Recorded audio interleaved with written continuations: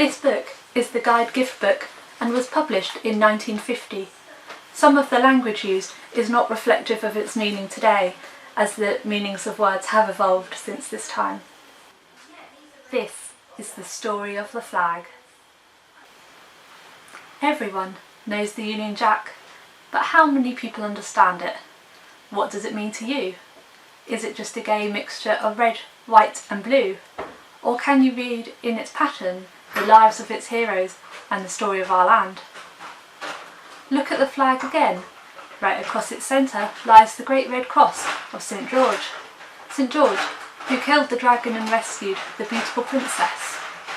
This story is only a legend, but as soon as we learn the true story of St. George, we understand why tales of brave deeds have collected around his name, and why the English people long ago chose him as their special saint. The real St. George was a Roman soldier in the days of the cruel emperor Diocletian, who was determined to stamp out the Christian religion.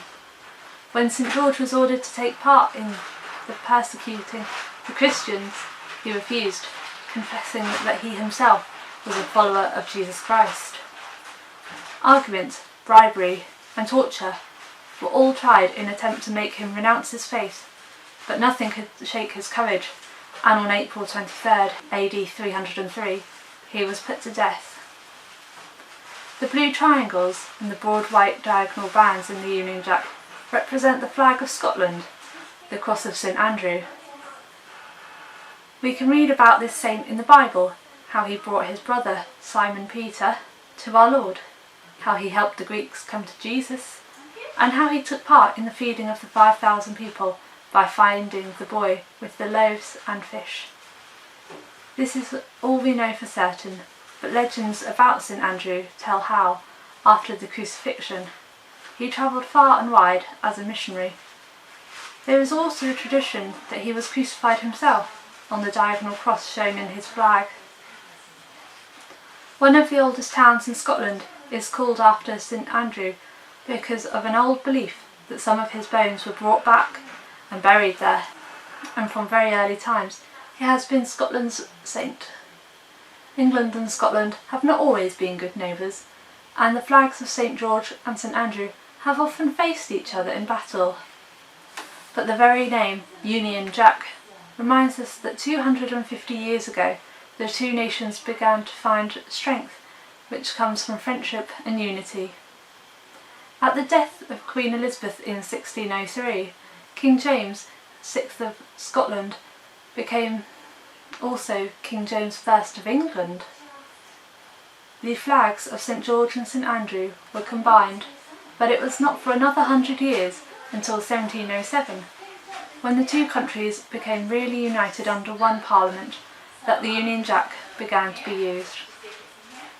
This was not the Union Jack we use today. The red diagonal bands, St. Patrick's Cross, were still missing and were not added until 1801, when Ireland became part of the United Kingdom. St. Patrick was no more an Irishman than St. George was English or St. Andrew was a Scot, but he did at least spend a great part of his life in Ireland. He was probably born in Wales, Scotland, and was carried off to Ireland by pirates as a boy. Patrick was a Christian, and his faith not only helped him to bear many years of hardship as a slave under heathen masters, but after he had escaped his own home, it led him, through a vision, to return to Ireland to bring Christianity to its fierce, unhappy people.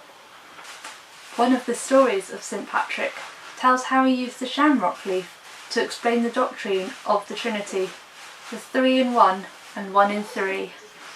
And another story tells how he banished the snakes from Ireland, all, that is, but one, who refused to go.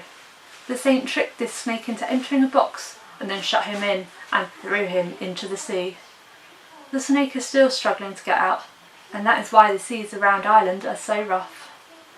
This is the meaning of the Union Jack: 3 crosses in one flag, 3 countries uniting to become the homeland of a great commonwealth, and 3 saints symbolising the ideals of courage, service and peace.